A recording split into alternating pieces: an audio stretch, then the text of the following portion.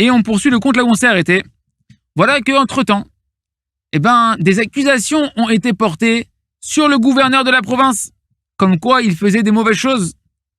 Et donc le roi a décidé de le remplacer, de le destituer. Et donc en prenant conseil, un concours de circonstances a fait qu'ils ont décidé qu'il faudrait mieux que le simple qu'un homme simple soit gouverneur à la place du gouverneur qui était un homme intelligent. Pourquoi? Parce qu'un homme simple, il dirige le pays avec droiture, avec vérité, parce qu'il ne connaît pas de sagesse, parce qu'il n'a pas de stratagème dans son esprit. Et donc le roi, du coup, a pris la décision de prendre le fameux simple qui était en cours de chemin pour rencontrer le roi et de le nommer directement gouverneur. Et donc voilà que le roi a fait envoyer le message et il a fait envoyer le simple pour le nommer gouverneur. Et voilà que justement le simple, dans son voyage, devait passer par la ville du gouverneur. Il a dit donc à ses émissaires, le roi, quand il passera dans la ville, dans les portes de la ville, vous devez l'arrêter aux portes et immédiatement, vous le nommerez gouverneur et vous lui donnerez tout son pouvoir. Et comme ça, ils ont fait.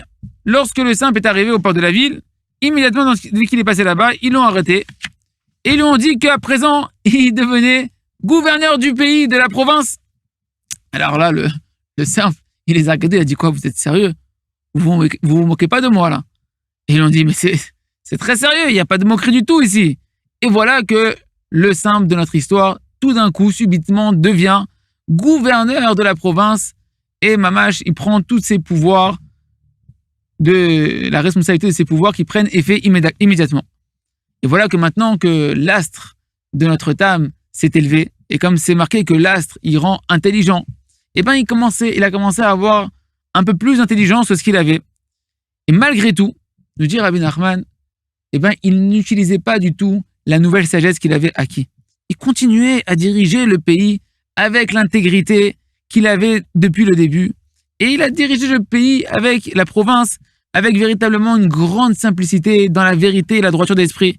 Et il n'y avait aucune iniquité, aucune tortuosité dans sa manière de diriger le pays. Pourquoi, nous dit Rabbi Nachman? Parce que pour diriger un pays, on n'a pas besoin d'une grande intelligence et d'avoir de grandes sagesses. Il suffit juste d'aller d'après la droiture d'esprit et l'intégrité. Et lorsqu'il y avait maintenant 2 personnes qui venaient pour un jugement devant lui, il disait, toi, tu es méritant et toi, tu es coupable. Tout simplement d'après sa droiture d'esprit et de manière très sincère, sans aucune tortuosité ou ruse. Et comme ça, il dirigeait tout le pays avec vérité. Et de ce fait, tout le monde l'aimait énormément. Tout le pays l'aimait.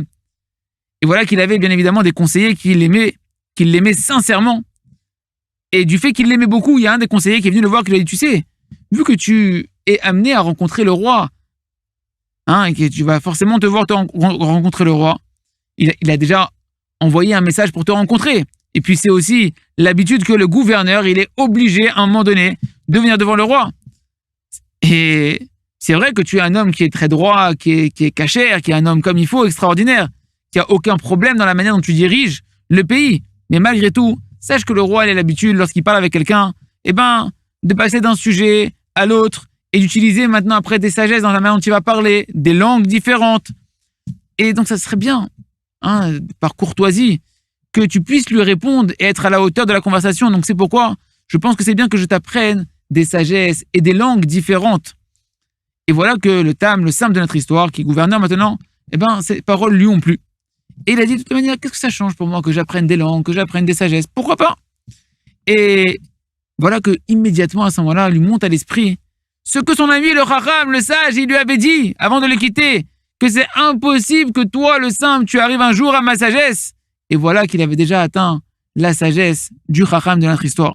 Et malgré tout, nous dit Rabbi Nachman, bien qu'il a commencé à apprendre de grandes sagesses, il ne les utilisait pas du tout.